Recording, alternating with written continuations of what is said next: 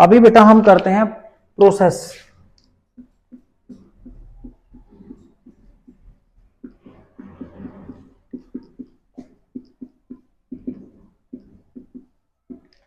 Step wise चलेंगे, ठीक है।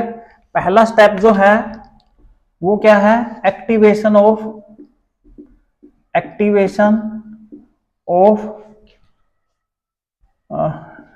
Deoxy nucleotides.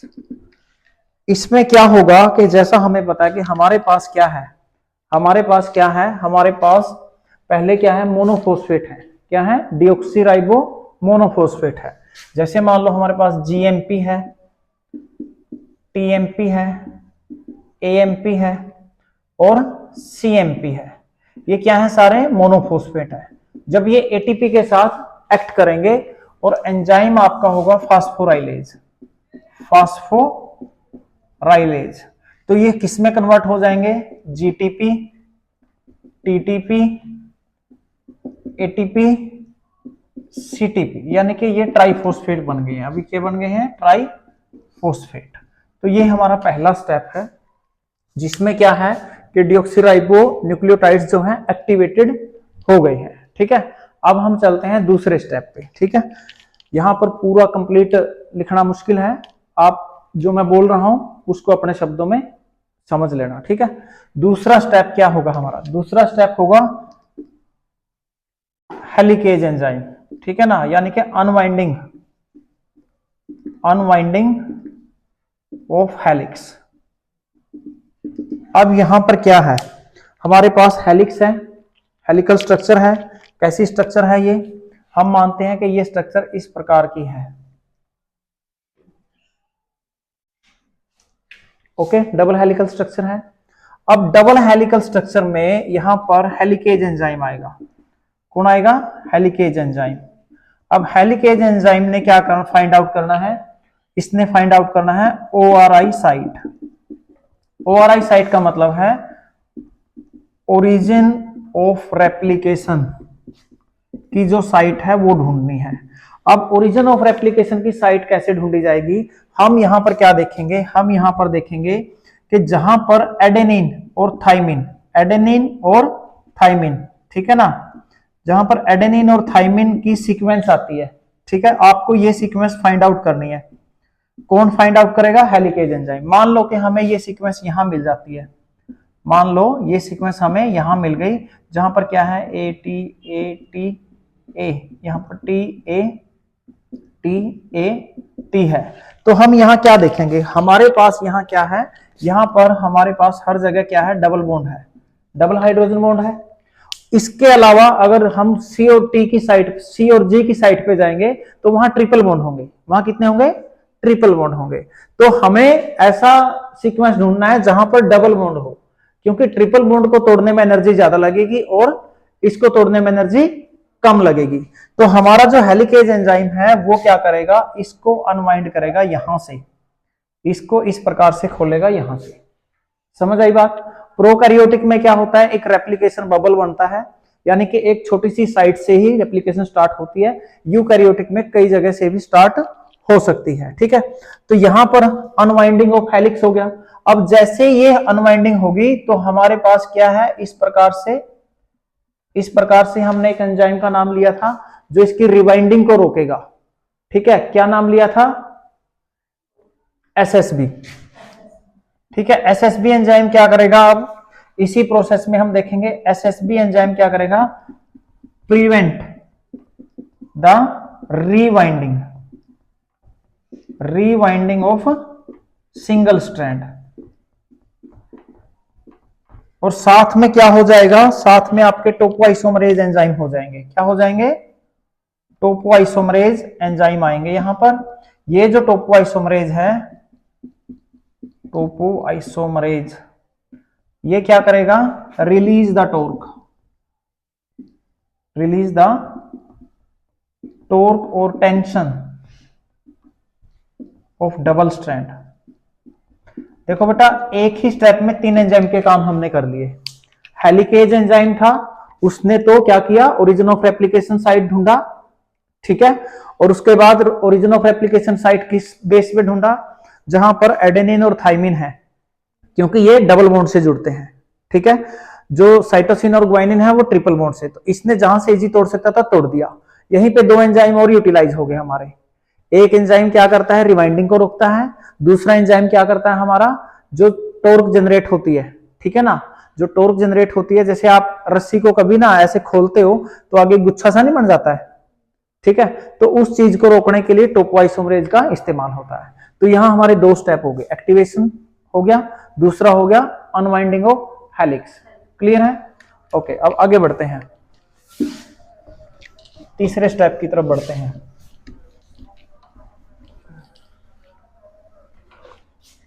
यहां एक बार लिख लेते हैं, पहला स्टेप कौन सा था, activation of deoxy ribo nucleotide. दूसरा स्टेप क्या था बेटा, अनवाइंडिंग ऑफ हेलिक्स। क्लियर? तीसरा स्टेप है एडिशन ऑफ आरएनए प्राइमर। अब देखो हमारे पास स्थिति क्या है, हमारे पास स्थिति ये है, यहां से इस डायग्राम को ध्यान से देखना बेटा, ये डायग्राम आपका अब सारा का सारा काम करेगा, ठीक है।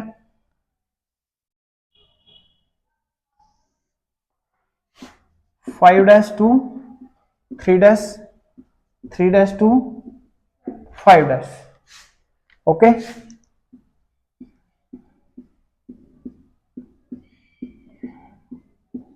ये क्या है हमारे, न्यूक्लियोटाइड है, ये क्या है, न्यूक्लियोटाइड है।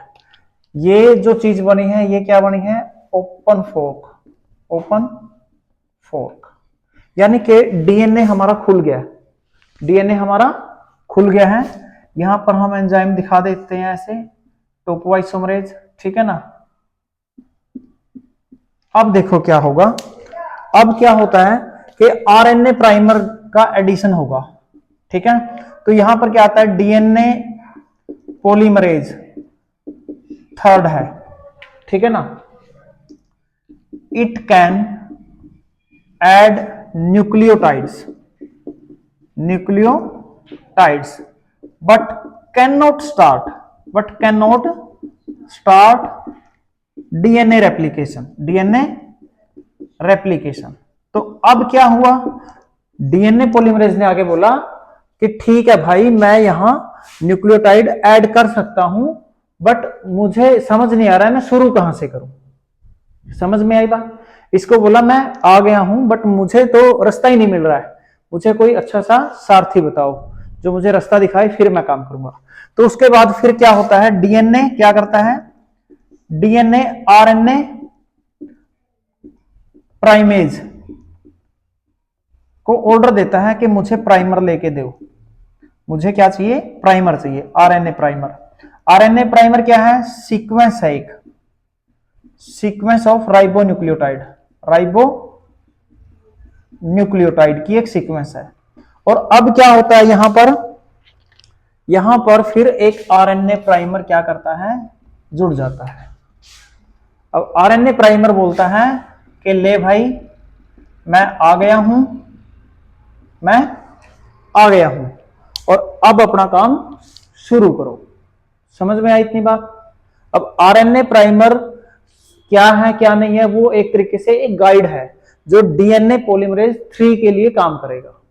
अब यहां पर फोर्थ स्टेप क्या आता है, फोर्थ स्टेप आने से पहले हम फिफ्थ स्टेप को देख लेते हैं, ठीक है ना। तो अब क्या होगा, यहां पर इलोंगेशन ऑफ चेन होगी,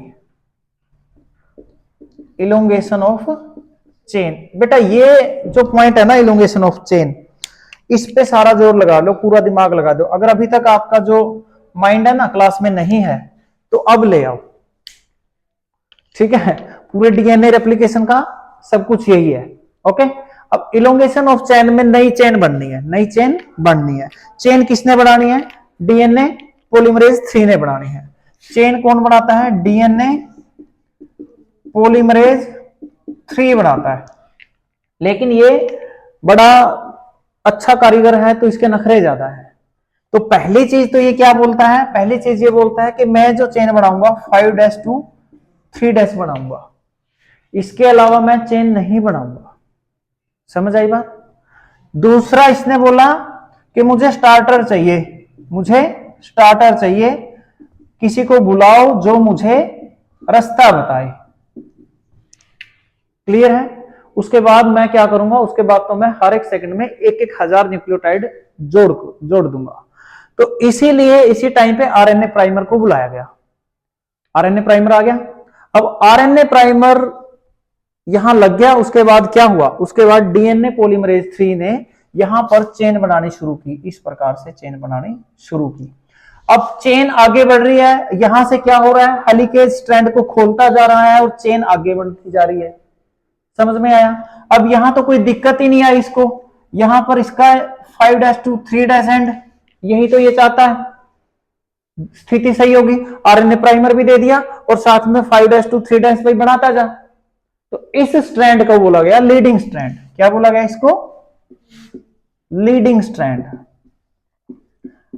अब हुआ क्या, अब यहां पर बात अटक गई। अब यहां पर वो बोलता है कि भाई मैं तो 3 to 5 तो बनाता ही नहीं हूं मैं तो, ठीक है ना, मैं तो 5 to 3 बनाऊंगा। तो आरएनए प्राइमर दिया गया। अब यहां पर क्या हुआ कि इसने इस तरीके से स्ट्रैंड बनाना शुरू किया। पहले यहां पर बनाया इसने 5 to 3, फिर इसने यहां पर स्ट्रैंड बनाया, फिर यहां जैसे जैसे ओपन होता जा रहा है ये क्या कर रहा है, इस प्रकार से स्ट्रैंड बनाता जा रहा है। यहां पर इसको साथ में प्राइमर बता रहा है कि यहां बनाओ, और ये क्या कर रहा है, ये 5 to 3 स्ट्रैंड बना रहा है। अब ये जो स्ट्रैंड बन रहा है ये तो कंटिन्यूअस स्ट्रैंड नहीं है, ये तो कंटिन्यूअस स्ट्रैंड नहीं है। ये कैसा स्ट्रैंड है, ये डिसकंटिन्यूअस है, डिसकंटिन्यूअस स्ट्रैंड है। और इसको बोलते हैं ये जो फ्रेगमेंट है, ये जो फ्रेगमेंट है ये है ओकाजाकी फ्रेगमेंट। ओकाजाकी फ्रेगमेंट्स हैं। समझ आई बात।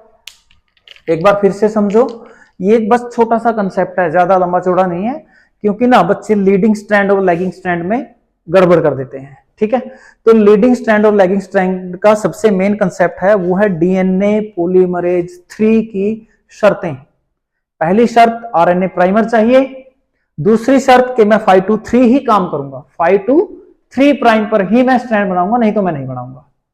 तो पहला स्ट्रैंड तो उसको 5 to 3 आराम से मिलता है, लीडिंग स्ट्रैंड है, कॉन्टिन्यूअस स्ट्रैंड है। लेकिन दूसरे में क्या दिक्कत आती है, दूसरा स्ट्रैंड 5 to 3 जितना खुलता है उतना बनता चलता है। ठीक है, और ये 5 to 3 जब बना रहा है ये, तो फिर क्या जितना खुल रहा है उतना बना रहा है। और उसके बाद इसको बोल दिया लैगिंग स्ट्रैंड। क्या, कौन सा स्ट्रैंड बोला इसको, लैगिंग स्ट्रैंड।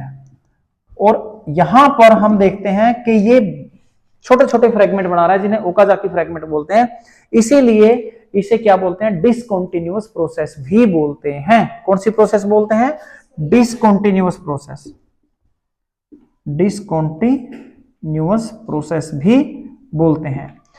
अब मेरे भाई ये चीज हो रही है यहां पर, जैसे जैसे खुल रहा है इसी तरीके से चीजें चल रही हैं।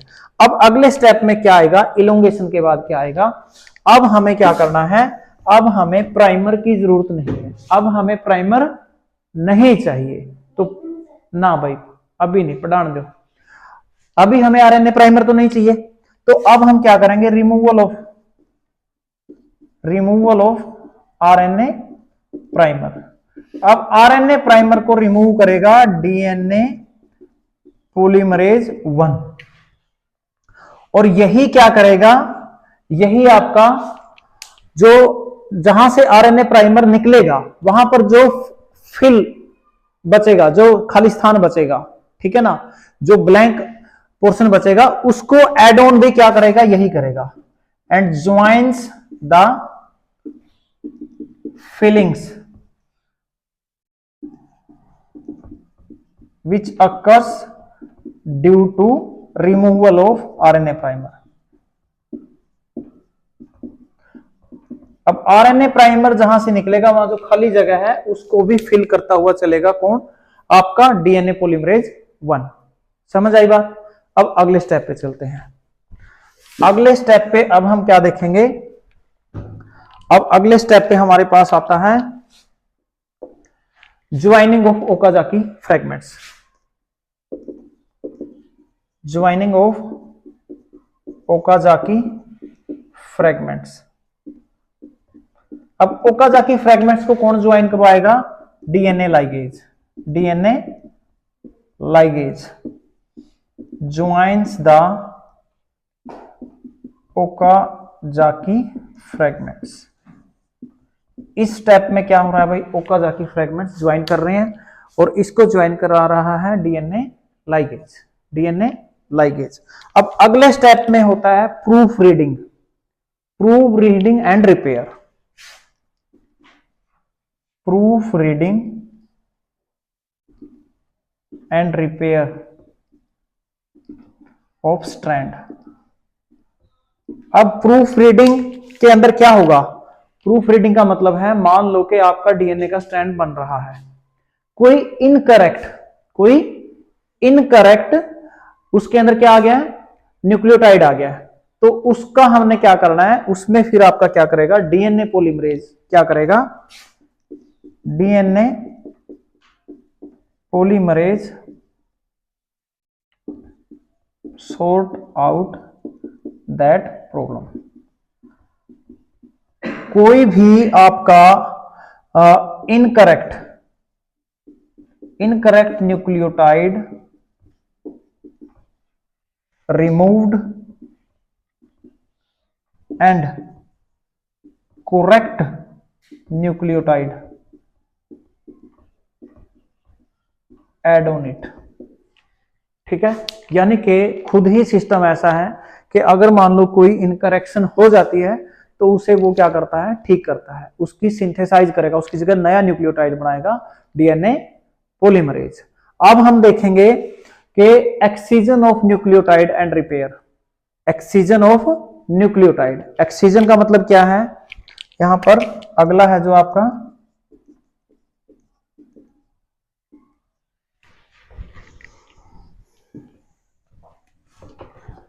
ओके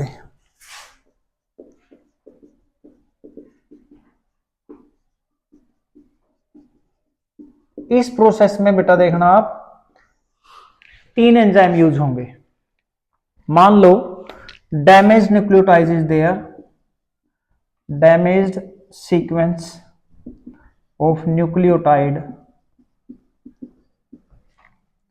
इज कटेड या is cut down by enzyme nuclease. एक एंजाइम यूज हो गया, जो आपका डैमेज पार्ट है उसको न्यूक्लिएज ने काट दिया। अब दूसरी चीज क्या हुई? Correct nucleotide formation by DNA polymerase 3। 2 enzyme use हुए। उसके बाद joint bye DNA ligase. DNA ligase उसको जोड़ेगा। अगर डैमेज्ड स्ट्रैंड आ गया, कोई स्ट्रैंड के अंदर कोई डैमेज पार्ट आ गया, खराब पार्ट आ गया है, ठीक है, एक तो होता है इनकरेक्ट, एक होता है खराब, ठीक है ना। तो यहां पर डैमेज सीक्वेंस ऑफ न्यूक्लियोटाइड को न्यूक्लिएज क्या करता है? न्यूक्लिएज को कटिंग एंजाइम बोलते हैं। ये क्या करेगा? उस सीक्वेंस को काट देगा, फिर उसकी जगह सही जो चीज है, हेल्दी जो न्यूक्लियोटाइड है, उनको डीएनए पॉलीमरेज 3 बनाएगा और उसको जोड़ने का काम करेगा डीएनए लाइगेज। DNA ligase. अब लास्ट जो 9th स्टेप है उसके अंदर क्या आता है? उसके अंदर आता है हेलिक्स फॉर्मेशन। Helix formation. अब जब स्ट्रैंड बन गए हैं, आपके दोनों स्ट्रैंड प्रॉपर तरीके से आपके बन गए हैं, तो उसके बाद क्या होता है? Coiling to each other by 2 strands and make again helical structure। कैसा रहा टॉपिक? बढ़िया था। ओके, फिर से समझो, क्विक रिवीजन करवाता हूं, ठीक है।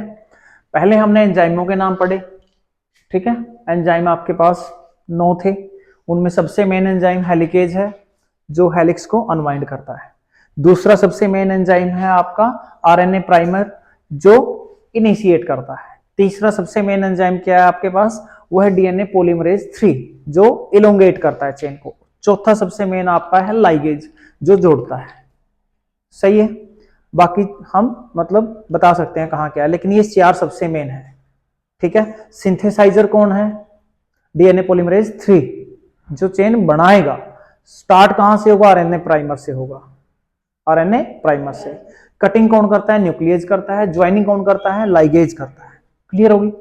अब प्रोसेस में देखते हैं, पहला एक्टिवेशन ऑफ डीऑक्सीराइबोन्यूक्लियोटाइड, इसके अंदर एटीपी डालेंगे, एंजाइम यूज होगा और न्यूक्लियोटाइड्स को एक्टिवेट कर देगा, बात खत्म होगी।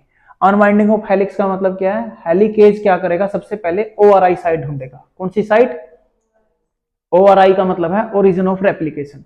वो साइट कैसे ढूंढेगा, जहां पर ए और टी की सीक्वेंस ज्यादा होगी, एडेनिन और थाइमिन की। क्यों होगी, क्योंकि डबल बॉन्ड है, काटना आसान है। इसी के साथ 2 एंजाइम का काम और बता दो। एसएसबी क्या करता है, सिंगल स्ट्रैंड को रिवाइंड ना करने दे, टॉपवाइसोमरेज टॉर्क को वो करता है। ठीक है, भूल भी जाओगे तो हो सकता है काम चल जाए इन 2 एंजाइमों को, बट भूलना नहीं है। ठीक है, addition of RNA primer, RNA primer start करके देगा। क्यों, क्योंकि डीएनए पॉलीमरेज को जगह नहीं मिल रही। ठीक है, बोला ठीक है मैं स्टार्ट कर दूंगा। उसके बाद इलोंगेशन ऑफ चेन में डीएनए प्राइमर ने क्या, डीएनए पॉलीमरेज ने 2 चीजें बोली, 5 to 3 चलूंगा, दूसरा जगह दो, ये होगी जगह, लीडिंग स्ट्रैंड बन गया, ये लैगिंग बन गया क्योंकि 5 to 3 काम कर रहा है, जितना खुल रहा है उतना जा रहा है। इसको ओकाजाकी फ्रेगमेंट बोला, इनको जोड़ेगा कौन, लाइगेज। कौन जोड़ेगा, लाइगेज। आरएनए प्राइमर को कौन हटाएगा, डीएनए पॉलीमरेज 1, डीएनए पॉलीमरेज 1। ठीक है, रिमूवल हो गया, ज्वाइनिंग होगी, प्रूफ रीडिंग होगी, गलत सल्तन आ गया हो, एक्सीजन का मतलब बाहर निकाल दिया डैमेज पार्ट। किसने निकाला, न्यूक्लियस ने। उसकी जगह नया कौन बनाएगा, डीएनए पॉलीमरेज 3। जोड़ेगा कौन, लाइगेज। कौन जोड़ेगा, लाइगेज। हेलिक्स फॉर्मेशन हो जाएगी, दोबारा से हेलिक्स बन जाएगा। कोई डाउट, कहां होता है ये बताना, time and site. S phase होता है, जगह है न्यूक्लियस। कहां, न्यूक्लियस। आज की कार्रवाई यहीं पर समाप्त।